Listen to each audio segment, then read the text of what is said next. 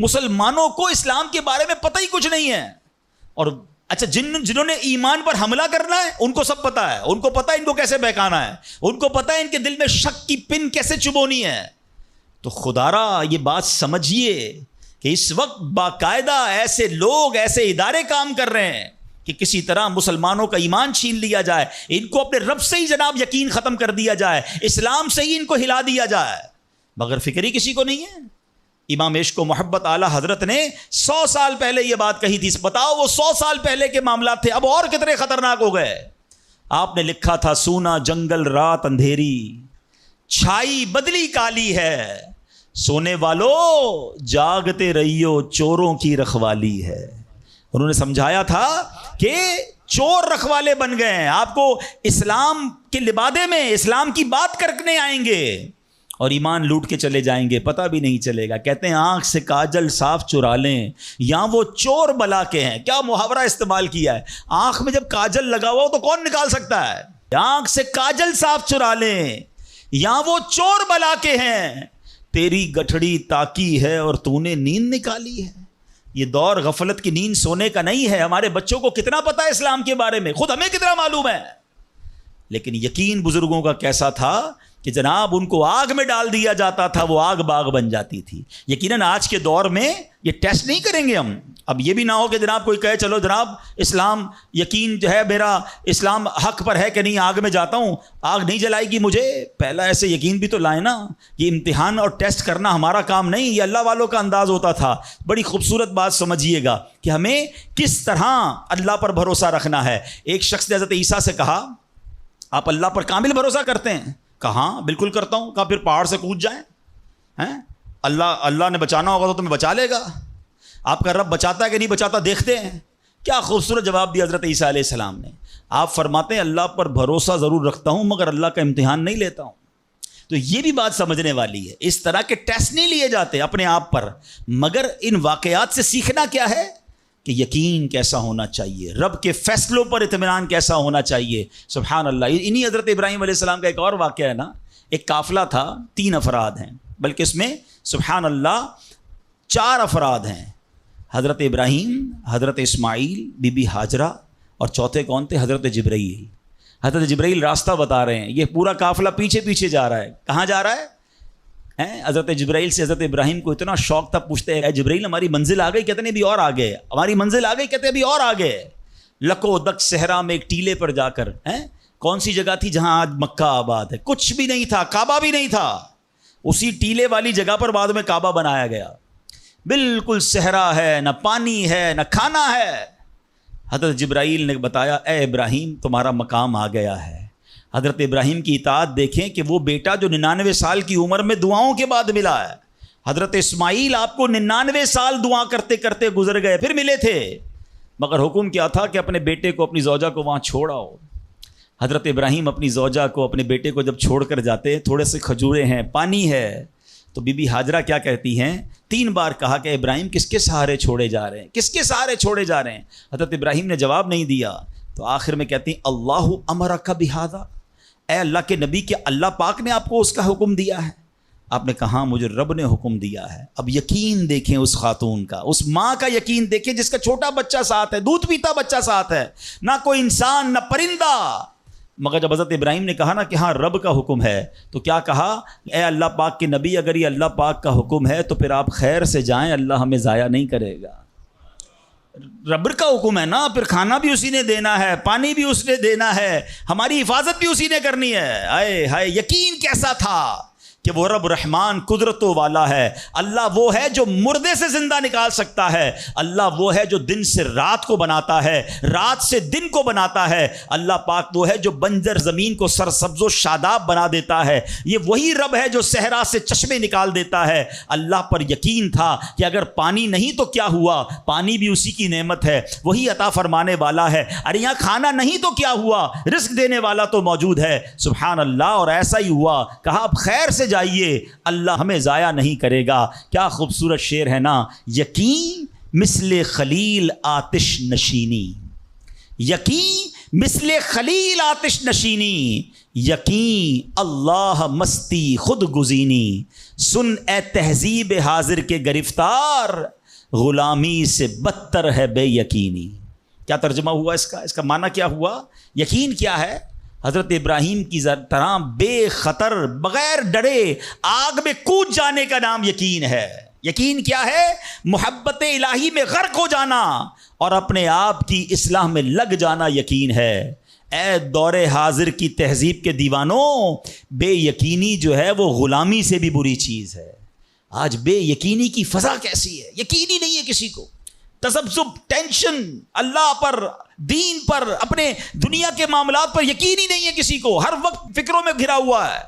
اے میرے پیارے اسلامی بھائیوں، آج غربت عام ہے، مشکلات ہیں، ہر دوسرا آدمی مشکلات پہ پھنسا ہوا ہے، لڑائی جھگڑے ہیں، نا اتفاقی ہے، دنیا میں کئی جگہ تو مسلمان بیچارے ظلم و ستم کا شکار ہیں۔ اللہ پاک ان کی غیب سے مدد فرمائے۔ الحمدللہ مسلمانوں نے تاریخ میں شاندار کارنامے سر انجام دیے ہیں، اللہ کریم نے مسلمانوں کو بڑی شان و شوکت سے نوازا ہے، مگر اب حالات کسی اور طرح کے چل رہے ہیں۔ کبھی غور کیا اس کی وجہ کیا ہے؟ اس پر تجزیہ کیا جائے تو ایک بڑی وجہ سامنے یہ آتی ہے کہ مسلمانوں میں بے یقینی بڑھا دی گئی ہے۔ پیارے آقا مکی مدنی مصطفیٰ صلی اللہ تعالی علیہ وسلم کا ذرا فرمان سنیے۔ مشہور صحابی حضرت ابو ہریرہ رضی اللہ تعالیٰ عنہ اس حدیث کے راوی ہیں، رسول ذیشان مکی مدنی سلطان صلی اللہ تعالیٰ علیہ وسلم نے فرمایا، ما اخاف علی امتی الا ضعف الیقین۔ آقا فرماتے مجھے اپنی امت پر خوف نہیں ہے مگر یقین کی کمزوری کا، یعنی اور کوئی خوف نہیں ہے۔ یہ امت ایسا نہیں ہوگا کہ شرک میں مبتلا ہو جائے گی، فرمایا میری امت اللہ پاک کا انکار نہیں کرے گی، ہاں میری امت کو جو بڑا مسئلہ درپیش ہوگا ان کا یقین کمزور ہو جائے گا، ان کا بھروسہ کمزور ہو جائے گا۔ ایک اور حدیث پاک سنیے، آقا فرماتے ہیں نجا اول هذه الامه بالیقین والزہد، اس امت کے پہلے لوگ یقین اور دنیا سے بے رغبتی کے ذریعے نجات پا گئے، ویہلک آخر هذه الامه بالبخل والعمل، اور اس امت کے جو آخری لوگ ہوں گے کنجوسی اور لمبی امیدوں کے سبب ہلاک ہو گئے۔ پہلے والے یقین کی وجہ سے کامیاب ہو گئے۔ کیسا یقین تھا؟ 313 تھے نا، مگر بھروسہ رب پر کیسا تھا کہ فرشتوں کی فوج مدد کے لیے آ جاتی ہے۔ اور بعد والے فرمایا کنجوسی ہوگی، لمبی امیدیں ہوں گی۔ کنجوسی کیوں ہوتی ہے؟ مال خرچ کروں گا ختم ہو جائے گا، یقین نہیں ہے نا، یہ پیسے چلے جائیں گے، زکوٰۃ نہیں دیتے لوگ، اللہ کی راہ میں خرچ نہیں کر رہے، لمبی امیدیں بنائی، یقین نہیں ہے۔ کاش یہ بات سمجھ آ جائے کہ میرے اور آپ کے نصیب میں جو رزق لکھا ہے وہ لکھا ہوا ہے، وہ ہمیں مل کر رہے گا، مگر اسی کی ٹینشن میں زندگی گزر رہی ہے۔ بے یقینی کی کچھ مثالیں میں آپ کو سمجھاتا ہوں۔ ابھی تک شاید کچھ لوگ کہہ رہے ہوں گے یار یہ بات تو ٹھیک کر رہے ہیں، بے یقینی ہونی نہیں چاہیے، مگر ہمیں تو بے یقینی نہیں ہے۔ اب میں کچھ ایگزامپل کے ذریعے سمجھاتا ہوں۔ ہم مانتے تو ہیں اللہ پاک رزق دینے والا ہے، ٹھیک ہے، پھر بھی مال کے پیچھے مارے پھرتے ہیں۔ کوئی لندن پیرس کے خواب دیکھ رہا ہے، کشتیوں کے اندر بیٹھ کر، پچھلے دنوں واقعات ہوئے نا، پیسے دے کر وہ ڈنکی لگا کر جاتے ہیں، کوئی راستے میں مر جاتا ہے، کوئی کشتی میں بیچارے ڈوب گئے۔ کیوں؟ یقین نہیں ہے ادھر پیسے نہیں ملیں گے ادھر پیسے ملیں گے، کسی طرح ادھر چلا جاؤں یا مر جاؤں گا بھوکا۔ ذرا غور کیجئے، اے میرے پیارے اسلام بھائی، کو سود کا کام کرتا ہے، کیوں کرتا ہے سود کا کام؟ یقین نہیں ہے نا کہ حلال کماؤں گا تو پیچھے رہ جاؤں گا۔ ملاوٹ، رشوت، ڈاکہ، چوری، اگر ان تمام غلط کاموں کے پیچھے آپ دیکھیں تو یقین نہیں ہوتا کہ یار ملاوٹ نہیں کروں گا تو مال نہیں بکے گا، پیسے والا کیسے بنوں گا، غریب ہی رہ جاؤں گا۔ یقین ختم ہو گیا ہے، جس کی وجہ سے ہر دوسرے آدمی کو جناب غلط کام کرنا ہے۔ آگے چلیے، ہم مانتے ہیں نماز دنیا بھی سنوار دیتی ہے، آخرت بھی سنوار دیتی ہے، سنتے بھی ہیں بولتے بھی ہیں، مگر نماز پر دنیا کو ترجیح دیتے ہیں۔ یار نماز پڑھوں گا تو کاروبار پہ، دکان پہ کون بیٹھے گا؟ نماز پتہ ہے آخرت اور دنیا سنوار دے گی، یقین نہیں ہے۔ اسی طرح ہم مانتے ہیں کہ مسلمان کی ترقی قرآن پر عمل کرنے میں ہے، مگر نہ قرآن خود پڑھتے ہیں نہ اپنے بچوں کو پڑھاتے ہیں۔ ہم مانتے ہیں کہ اللہ پاک دعائیں قبول فرماتا ہے، مگر بے یقینی ہے، اول تو دعا مانگتے نہیں ہیں اور مانگتے ہیں تو یقین ہی نہیں ہوتا۔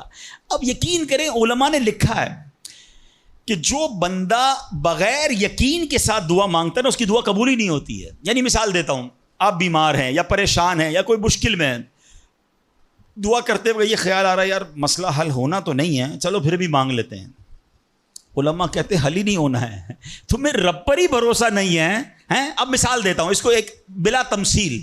آپ کا کوئی ملازم ہے، اس کو پیسوں کی ضرورت ہے، اور وہ آپ کے پاس آ کے کہتا ہے صاحب 5,000 روپے کی ضرورت ہے، مجھے لگتا تو نہیں آپ دیں گے، چلیں پھر بھی آپ سے مانگ ہی لیتا ہوں.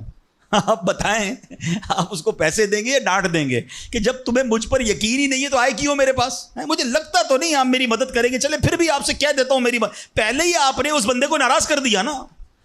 ہم کہتے نہیں ہیں مگر ہماری بے یقینی یہ کہہ رہی ہوتی ہے اور اللہ سے دعا کر رہے ہوتے ہیں کہ اللہ مجھے امید تو نہیں تو دے گا، پھر بھی میں مانگ رہا ہوں. توبہ توبہ توبہ. یقین پتہ ہے کیسے کام کرواتا ہے؟ ایک بڑا پیارا واقعہ ہے. ایک گاؤں میں بارش نہیں ہو رہی تھی اور لوگ پیاسے مر رہے تھے، کئی سال ہو گئے بارش نہیں ہو رہی تھی. آخر کار گاؤں والوں نے پلان کیا کہ سارے گاؤں والے جمع ہوتے ہیں اور مل کر دعا کرتے ہیں، نماز استسقاء، اور اس کا ایک پورا طریقہ ہے دعا کا. ایک قطرہ بارش کا نہیں پڑ رہا تھا، مویشی بھی پیاسے، لوگ بھی پیاسے، کنویں بھی سوکھ گئے تھے. اب جب گراؤنڈ میں لوگ جمع ہوئے نا تو ایک نوجوان ہاتھ میں چھتری لے کر آیا. لوگ اس کا مذاق اڑانے لگے، ارے اللہ کے بندے سالوں ہو گئے بارش نہیں ہوئی ہیں، تم چھتری لے کر آئے ہو؟ تو کہتا مانگنے کس سے آیا ہوں؟ اس رب نے بارش تو دینی ہے، واپسی کیا بھیگتا ہوا جاؤں گا؟ اور علماء کہتے ہیں جب دعا شروع ہوتی ہے تو اتنی بارش ہوتی ہے کہ پورا گاؤں بھیگتا جاتا ہے، وہ نوجوان چھتری کے سائے میں جا رہا ہے. فرمایا یہ اس نوجوان کا یقین تھا جس کی وجہ سے یہ بارش ہوئی ہے. کاش یہ بات سمجھ آ جائے. ارے رب پر بھروسہ نہیں کرو گے تو کس پر بھروسہ کرو گے؟ اپنے دین پر، اللہ رسول کے فرمان پر ہی ہمیں بھروسہ نہیں ہے. غور کیجئے، یہ یقین لے آؤ واپس، زندگی میں موج آ جائے گا. زندگی اتنی پرسکون ہو جانی ہے اگر اللہ کے فیصلوں پر یقین آ جائے، اللہ کی عطاؤں پر یقین ہو جائے، آخرت کے وعدوں پر یقین ہو جائے، نبی پاک کی حدیثوں پر یقین ہو جائے. اعلیٰ حضرت رحمۃ اللہ تعالی علیہ کا کیسا یقین تھا. ایک بار غالباً اپنی والدہ کے ساتھ حج پر جا رہے تھے. وہ اس زمانے میں پانی کے شپ جاتے تھے. اتنا زبردست رف سی ہو گیا، طوفان آ گیا، لوگ ڈر گئے، کلمے پڑھنے لگے، یہاں تک کہ لوگوں نے کفن نکال لیے کہ چلو کفن پہن لے، ڈوبنے والا ہے جہاز. اعلیٰ حضرت امام اہل سنت مفتی ہیں، ٹھیک ہے نا، اتنے بڑے مفتی ہوتے ہوئے آپ نے بھی والدہ کو کہا میں اللہ کی قسم کھا کر کہتا ہوں جہاز نہیں ڈوبے گا. تھوڑی دیر ہوئی تو ایسا ہی ہوا، جہاز کو کام ڈاؤن ہو گیا، سب خیر سے پہنچ گیا. تو ماں نے کہا بیٹا اتنی بڑی قسم کیسے کھا لی تم نے؟ کہ میں نے نبی پاک علیہ الصلوۃ والسلام کا فرمان سنا ہے جو کشتی میں بیٹھ کر یہ دعا پڑھ لے، بسم اللہ مجریہا و مرساہا ان ربی لغفور الرحیم، وہ کشتی نہیں ڈوبے گی. میں اللہ کی قسم کھا کے کہتا ہوں کہ میرے نبی نے فرمایا نا، وہ یقین تھا. ہم کتنی بار دعا پڑھتے ہیں مگر دعا پڑھ کے بھی کہتے ہیں پتہ نہیں قبول ہوگی نہیں ہوگی، پڑھ لیتے ہیں. یہ والی چیز نکال دیں. وظیفے ہمارے کیوں نہیں لگتے؟ لوگ کہتے ہیں وظیفہ پڑھ رہا ہوں مسئلہ نہیں ہو رہا، تعویذ لیا پھر بھی مسئلہ. تعویذ پہنتے وقت بھی خیال ہی ہوتا ہے چلو یار پہن لیتے ہیں، پتہ نہیں ہونا ہے نہیں ہو تو کچھ نہیں ہونا. وظیفہ پڑھ لیں اور کہہ رہے پتہ نہیں ہوتا. پہلے یقین لائیں. اچھا ڈاکٹر بھی یہی کہتے ہیں، یہ صرف اب یہ وظائف اور ان چیزوں میں نہیں، آپ اگر ڈاکٹر پر بھی یقین نہ رکھیں نا کہ یار اس کی دوائی پتہ نہیں کام کرتی ہے نہیں کرتی، کیونکہ بہت ساری چیزوں کے پیچھے یقین، ول پاور. بڑا خوبصورت جملہ میں نے کتاب میں پڑھا تھا کہ جو لوگ کہتے ہیں یہ ہو جائے گا ان سے ہو جاتا ہے، جو لوگ کہتے ہیں یہ نہیں ہوگا ان سے نہیں ہوتا ہے. کاش یہ بات سمجھ آ جائے آپ کو. ہو جائے گا، اب کر لو گے. بڑے بڑے کام لوگ کر جاتے ہیں، میں کر لوں گا انشاءاللہ، پتہ نہیں ہوگا نہیں ہوگا، ٹرائی کر لیتا ہوں، پہلے ہی سمجھ لو نہیں ہوگا. اندر حوصلہ تو لائیں نا، یقین تو لائیں. اگر رب پر ہی بھروسہ نہیں ہوگا تو ہم کدھر جائیں گے؟ اب ذرا سنیے گا، امیر اہل سنت ایک بڑا پیارا واقعہ اپنے رسالے میں لکھا کہ ایک ڈاکوؤں کا گروہ جو تھا ڈکیتی کے لیے ایک جگہ پہنچا تو وہاں کھجور کے 3 درخت تھے. ایک درخت خشک تھا یعنی اس میں پھل نہیں لگے ہوئے تھے، دوسرا درخت پھلدار تھا.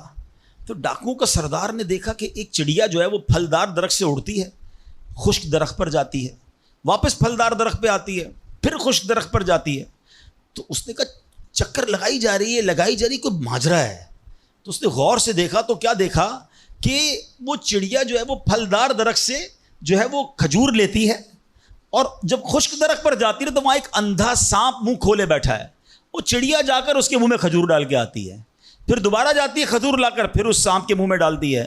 وہ جب ڈاکوؤں نے دیکھا تو وہ تو حیران ہو گیا، رونے لگ گیا کہ اے اللہ پاک، یہ وہ جانور ہے سانپ جس کو مارنے کا حکم تیرے پیارے حبیب علیہ الصلوۃ والسلام نے دیا ہے، کیونکہ یہ مسلمانوں کو تکلیف پہنچاتا ہے. مگر تو نے جب اس کی آنکھیں لی تو اس کے رزق کا انتظام کر دیا اور ایک چڑیا کی ڈیوٹی لگا دی کہ وہ جا کر اس کو کھانا پہنچائے. تو میں تو اشرف المخلوقات ہوں, میں تیرے بندوں کو لوٹ رہا ہوں, اے اللہ تو میری توبہ قبول فرما, میں آئندہ ایسا نہیں کروں گا. یہ رونے لگا. اب یہ سوچ رہا ہے, سبحان اللہ. تو اللہ اکبر, غیب سے آواز آئی کہ اے فلاں میری توبہ کا دروازہ کھلا ہوا ہے. ڈاکو کہتا ہے یا اللہ میں نے توبہ کی. پھر غیب سے آواز آئی ہم نے تیری توبہ قبول کر لی.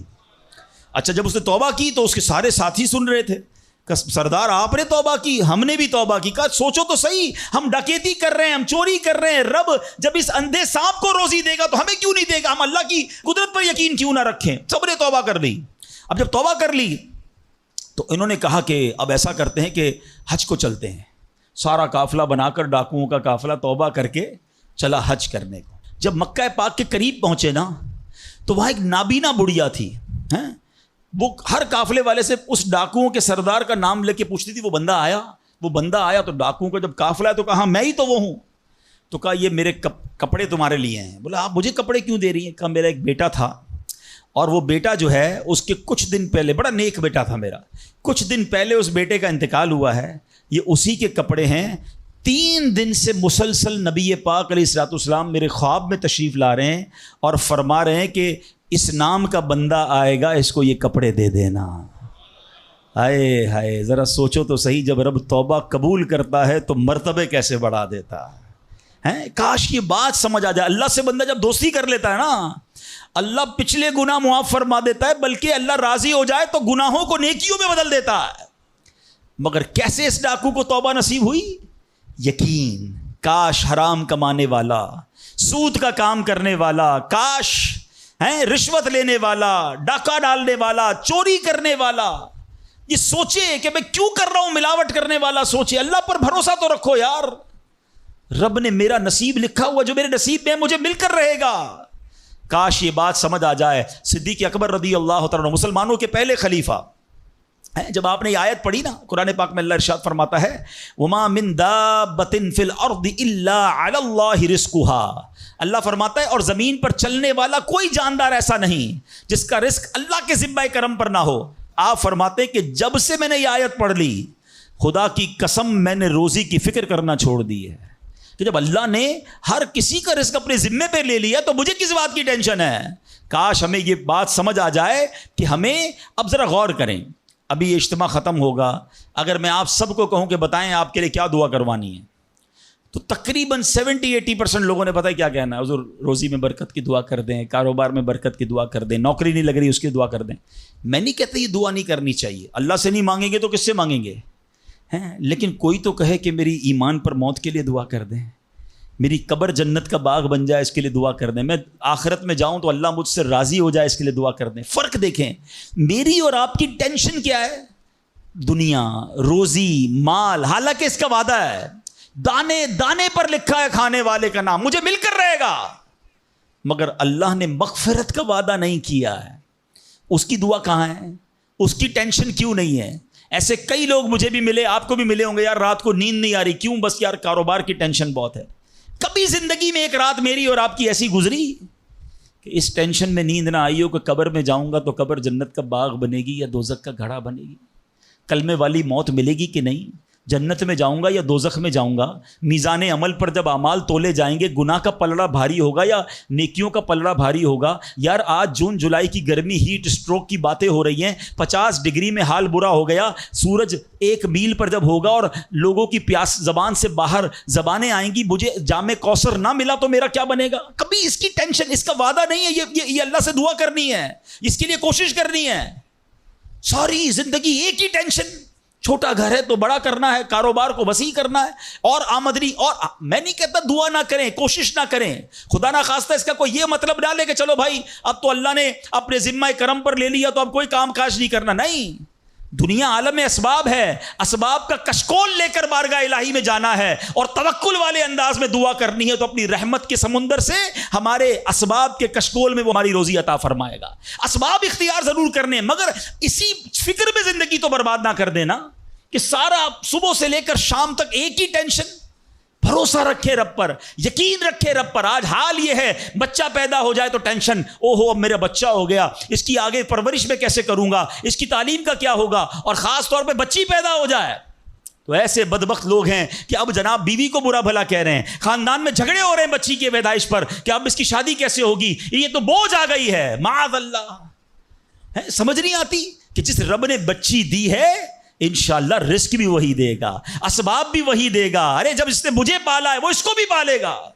کیا خوبصورت بات علماء نے لکھی, جو رب ہاتھی کو من اور چونٹی کو کن دے سکتا ہے وہ مجھے بھی میرا رزق عطا فرمائے گا. آپ ذرا سوچے تو صحیح, کس کس کو رزق دیتا ہے.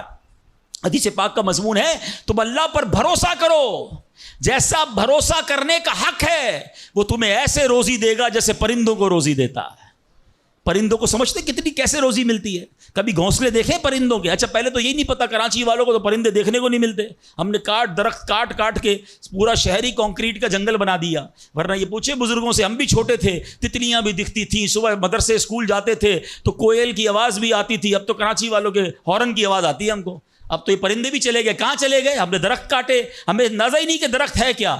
آج گاڑی پارک کرنے کے لیے ہر بندہ درخت کا سایہ ڈھونڈ رہا ہے مگر درخت لگاتا نہیں ہے. کاش یہ بات سمجھ آ جائے کہ جتنے درخت لگتے جائیں گے شہر یا ملک خوشگوار بھی ہوگا, موسم بھی کول ڈاؤن ہو جائے گا. یہ جو آج ہم کہتے ہیں نا اتنی گرمی بڑھتی جا رہی ہے, اس کی ایک بڑی وجہ یہ ہے, یہ میرا موضوع نہیں ہے, لیکن جو موسم کا تغیرات, کلائمیٹ ڈس آرڈر ہے. کاش یہ بات سمجھ آئے کہ پلانٹیشن نہیں ہم کر رہے, ہم پودے نہیں لگاتے بلکہ پودے کاٹ دیتے ہیں. کتنے درخت کاٹے, کتنے جنگل ختم کر دیے ہم نے.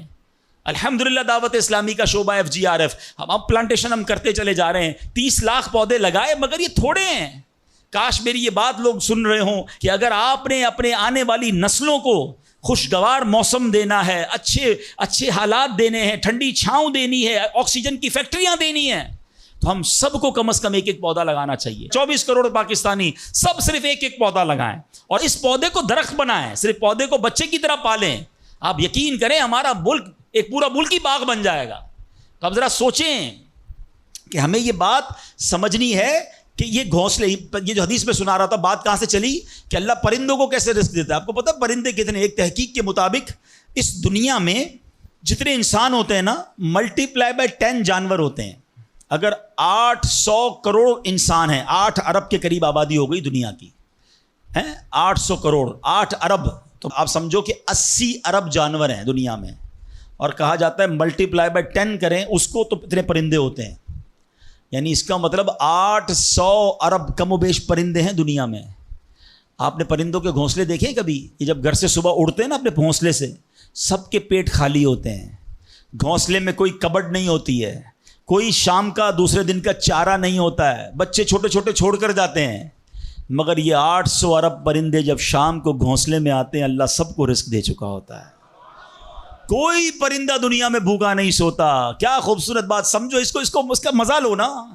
رب ہاتھی کو من دیتا ہے, اس کو ہاتھی کو کتنا کھانا چاہیے, دنیا میں کتنے ہاتھی ہوں گے, اس کو روز کے منو کھانا مل جاتا ہے. اور چونٹی کو کن چاہیے ہوتا ہے چھوٹا سا, وہ رب اس کو کن بھی دے دیتا ہے, پرندوں کو روزی دے دیتا ہے. اور جو اشرف المخلوقات ہیں وہ ٹینشن کھا رہے ہیں, وہ کبھی بلڈ پریشر کی گولی, تو کبھی شوگر کی گولی, کبھی ڈاکٹر کے پاس, ٹینشن بہت ہے ڈاکٹر صاحب 2 سال بعد کیا ہوگا, مارکیٹ ڈاؤن. ارے بھائی تم سب چیزوں کا وعدہ ہے اور تم اس ٹینشن میں رہ گئے. ارے یہ کوشش کرنی تھی تو آخرت کی کرنی تھی, اللہ کو راضی کرنے کی کرنی تھی. لیکن ان تمام باتوں کے باوجود جیسے میں نے کہا نا کہ چھوڑنا نہیں ہے کام کاج. کچھ بے وقوف لوگ یہ سمجھ رہے ہوتے ہیں ایسا نہیں ہوگا. بڑی خوبصورت ایک بات اور کر دوں کہ اللہ پر بھروسہ کیسا کرنا ہے. ایک صوفی بزرگ شیخ سعدی رکھتے ہیں کہ ایک شخص تھا گھر سے محنت مزدوری کے لیے کام کاج کے لیے نکلا. اس نے دیکھا کہ ایک لومڑی ہے, اندھی ہے, اپاہج ہے, نہ دیکھ سکتی ہے نہ چل سکتی ہے.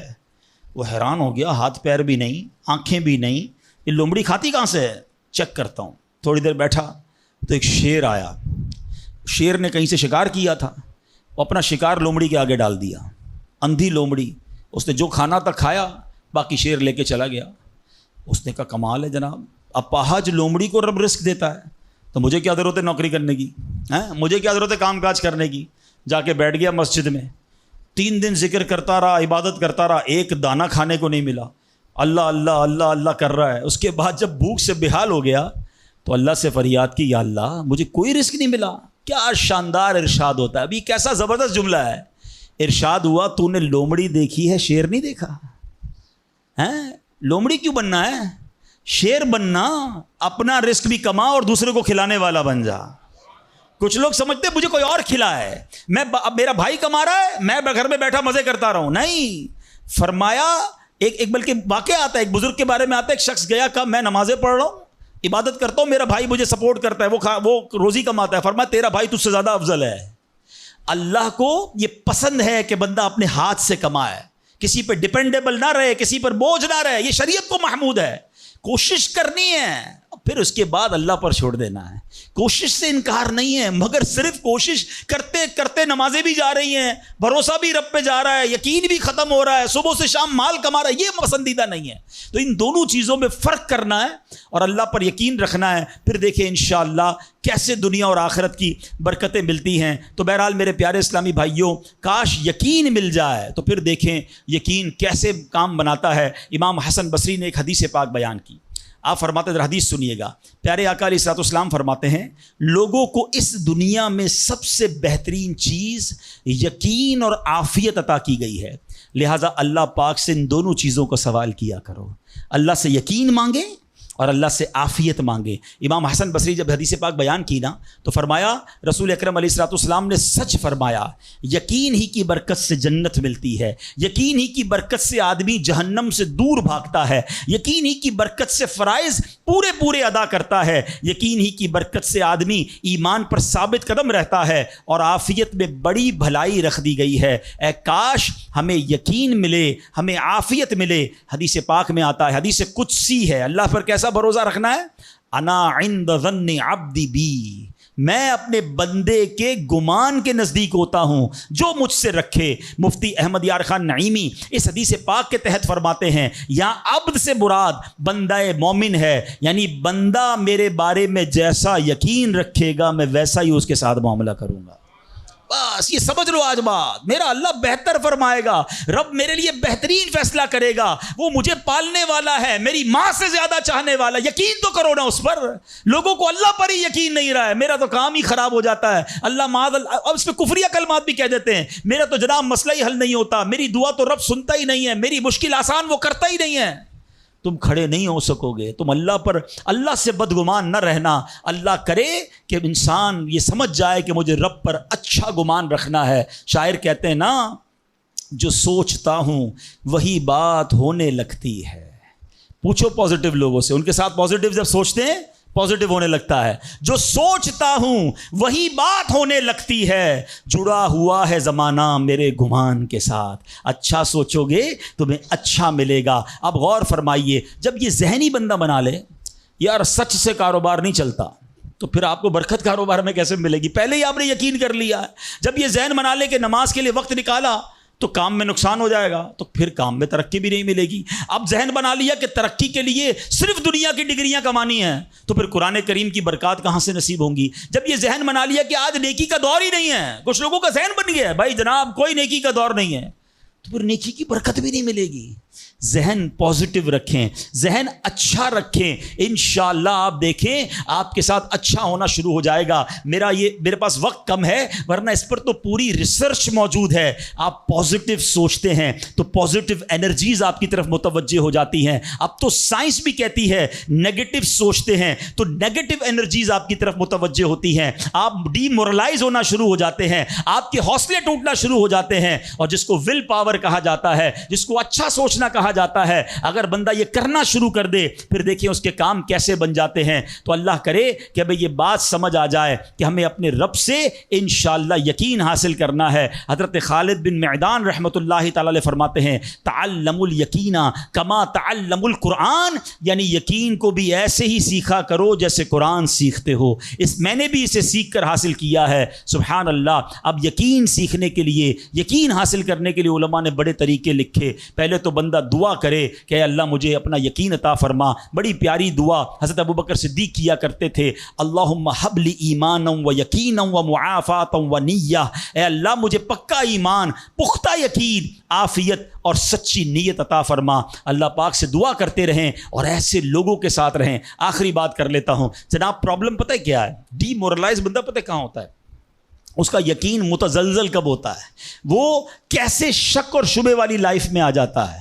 یہ صحبت سے ملتا ہے. آپ جب اللہ پر پکا یقین کرنے والے لوگوں میں بیٹھتے ہیں نا، آپ کا یقین بھی بڑھنا شروع ہو جاتا ہے. یار اس کو اللہ پر کتنا بھروسہ ہے. بیمار ہے پھر بھی کہتا ہے میرا رب کریم ہے. پریشان ہے پھر بھی کہتا ہے اللہ کی رضا پر راضی ہوں، میرا رب سب ٹھیک کر دے گا. جب ایسے لوگوں کے ساتھ آپ بیٹھتے ہیں نا، آپ کا یقین توکل بھی مضبوط ہونا شروع ہو جاتا ہے. بندہ اسٹرانگ ہونا شروع ہو جاتا ہے. اور جب بندہ بیٹھتا اٹھتا ہی ایسے لوگوں میں ہے جو ہر وقت مایوسی کی باتیں کرتے ہیں، ہر وقت جناب آنے والے خطرات اور پریشانیوں کا ہی ذکر کرتے رہتے ہیں. ارے بھائی کچھ نہیں ہونا، سب برباد ہو گیا ہے، سب ختم ہو گیا. ان کے پاس جب بیٹھو ایسا لگتا ہے سب کچھ تباہ ہونے والا ہے. ایسے لوگوں کے ساتھ نہ بیٹھیں. حوصلے والے لوگوں کے ساتھ بیٹھیں، توکل والے لوگوں کے ساتھ بیٹھیں، اللہ سے محبت کرنے والوں کے ساتھ بیٹھیں. پھر دیکھیں انشاءاللہ آپ کے کام کیسے سیدھے ہو جائیں گے. ایک آخری بات چلے کر لیتا ہوں. اللہ پر بھروسہ، اللہ کے فیصلوں پر یقین کیسے حاصل ہو؟ مجھے یہ کیسے پتہ چلے کہ یار یہ چیز میرے لیے بہتر ہے؟ میں نے کئی بار اپنے بیانات میں یہ اگزامپل دی ہے، میں دوبارہ دے دیتا ہوں شاید کسی کے دل پر اثر کر جائے. میں مثال دیتا ہوں. ہمیں بعض اوقات بندہ پتہ ہے اللہ سے یقین کہاں ٹوٹتا ہے؟ جب بندہ دعائیں مانگتا ہے، التجائیں کرتا ہے، بڑی رو کر التجا کرتا ہے، مصیبت میں ہوتا ہے، اس کو کوئی چیز چاہیے ہوتی ہے اور اس کو نہیں ملتی ہے، تو بندہ کہتا ہے رب تو میری سنتا ہی نہیں ہے. اتنی دعائیں کی، مسجد میں جا کے کی، مکے مدینے میں جا کے کی، فلاں بزرگ سے بھی دعا کرے، نہیں ہو رہا میرا کام. جب بندے کا کام نہیں ہوتا نا تو اس کو لگتا ہے کہ یار میں اللہ پر کیسے بھروسہ کروں. یہاں جا کر شیطان حملہ کرتا ہے. اب آئیے اس وسوسے کو کیسے ختم کریں. آپ میں سے کئی ایسے مجھے نظر آ رہے ہیں جو والد ہوں گے یا بڑے بھائی ہوں گے. آپ کا کوئی چھوٹا بیٹا یا چھوٹا بھائی ہو اور بیمار ہو جائے، اس کو بخار ہو جائے، گلا خراب ہو جائے اور وہ رونے لگے کہ ابو میں نے آئس کریم کھانی ہے، میں نے ٹھنڈا شربت پینا ہے. اچھا بتائیے آپ اسے ٹھنڈا شربت پلائیں گے؟ وہ رو رہا ہے آپ کے سامنے، آئس کریم کھلائیں گے اسے؟ جواب دیجئے نہیں. وہ رونے دیں گے آپ اس کو. آپ کا ایک دوست برابر میں بیٹھا ہو اور کوئی کہے یار کیسے ظالم ابو ہیں، بچہ رو رہا ہے دے دینا اسے آئس کریم. تو آپ ایک جواب دیتے ہیں میں والد ہوں، مجھے پتا ہے اس کو کب کیا دینا ہے. ایسا ہی ہے نا. اب ذرا دل پر ہاتھ رکھ کے میرا جملہ سننا. تم والد ہو، تمہیں پتا ہے بیٹے کو کب کیا دینا ہے. میرے مالک کو نہیں پتا مجھے کب کیا دینا ہے. میں رو رہا ہوں، میں گڑ گڑا رہا ہوں، میں تڑپ رہا ہوں، وہ نہیں دے رہا. ارے یہی بہتر تھا. ہو سکتا ہے کہ میں جو مانگ رہا ہوں مجھے مل جاتا تو وہ میرے لیے اور برا ہوتا.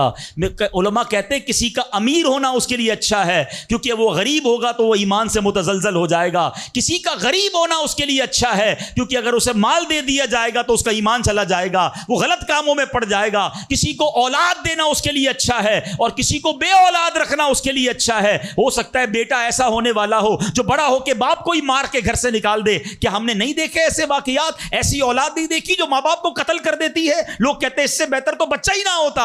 ارے رب بہتر جانتا ہے مجھے کیوں بیٹا نہیں مل رہا، مجھے کیوں بیٹی نہیں مل رہی، مجھے کیوں اولاد نہیں ہو رہی، مجھے کیوں مال نہیں مل رہا، میں اب تک گھر کیوں نہیں لے سکا. ہو سکتا ہے میرے رب نے اس کے بدلے میرے لیے بہت ساری نعمتیں رکھی ہوں. کاش یہ بات سمجھ آ جائے. مجھے ایک بات بتاؤ نا، میری ماں، آپ کی ماں، دنیا میں سب سے زیادہ ہم سے پیار کون کرتا ہے؟ ہماری ماں کرتی ہے. کبھی ماں ہمارے لیے غلط فیصلہ کر سکتی ہے؟ نہیں کر سکتی. ارے جو ماں میرا اچھا سوچتی ہے، اس ماں کے دل میں جس نے ممتا ڈالی ہے، جو کروڑوں ماؤں سے زیادہ مجھے چاہنے والا ہے، وہ میرے بارے میں کیوں نہ اچھا فیصلہ فرمائے گا. کاش یہ یقین آ جائے کہ جو رب نے کیا ہے وہی بہتر کیا ہے. سبحان اللہ. زندگی کا ایک اصول بنا لو، میرا کام، جب آپ کا کام ہو جائے نا تب بھی کہو اللہ کا شکر ہے، اور جب کام نہ ہو کہو جب بھی اللہ کا شکر ہے.